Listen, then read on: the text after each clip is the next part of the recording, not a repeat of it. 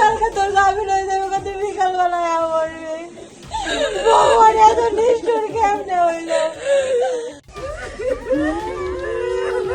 কাল জামিন হয়ে যাবে, জেল থেকে বেরিয়েই বাড়িতে ফিরবে বাঁধন। কিন্তু বাড়িতে অপেক্ষায় থাকা স্ত্রীর কাছে আর ফেরা হলো না জেলা কারাগারে বন্দি থাকা সেই বাঁধনের। কালকে তোর জামিন হয়ে যাবে, কত বিকালবেলায় মরবে।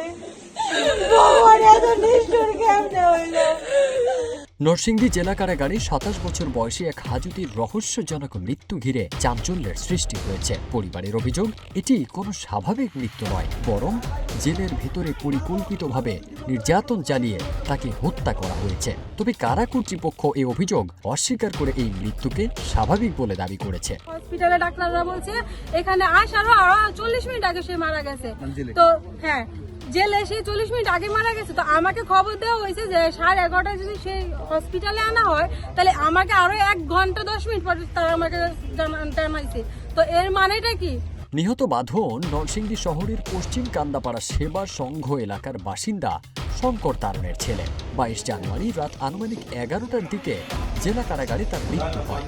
নিহতের স্ত্রী অন্তির অভিযোগ, দুদিন আগেও আমি জেলে গিয়ে আমার স্বামীর সঙ্গে কথা বলে এসেছি। সে তখনও সম্পূর্ণ সুস্থ ও স্বাভাবিক ছিল। তুমি কি ঠিক আছে? তোমার খাবার টাবার বা তুমি তোমার থাকার যে পরিবেশ, আমি এখানে সুস্থ আছি, আমার খাবার খরচ বা আমি যেখানে থাকতেছি বা আমার খাবার নিয়ে তুমি কোনো টেনশন করো না।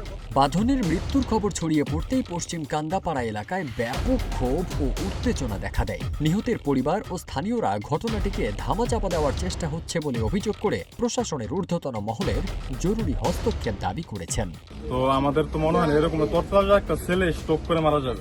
নর্মালি স্ট্রোকে কিন্তু বয়স্ক লোকেরাই মরে না, বা অ্যাক্সিডেন্ট অবশ্যই হয়ে যায়।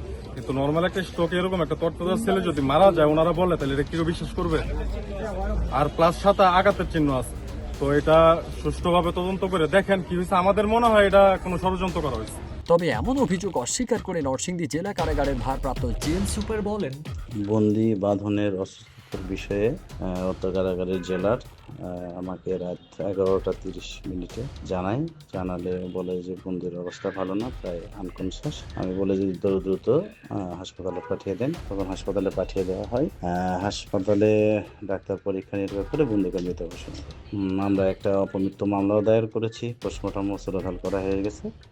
তো বন্দিকে যে প্রহার বা যে অভিযোগ, এটা সত্য নয়, বিভ্রান্তমূলক। কারণ কারাগারে করা হয় না। আমি কঠোর নির্দেশনা প্রদান করেছি সকল স্টাফকে যে কোনো বন্দি যদি নিয়ম শৃঙ্খলা ভঙ্গ করে, অন্যায় করে, আমাকে জানালে আমি আইনানুগ শাস্তি দিব। কারাগারের ভেতরে এক হাজুতির এমন রহস্যজনক মৃত্যু নতুন করে কারা নিরাপত্তা, বন্দীদের সুরক্ষা ও জবাবদিহিতা নিয়ে প্রশ্ন তুলছে।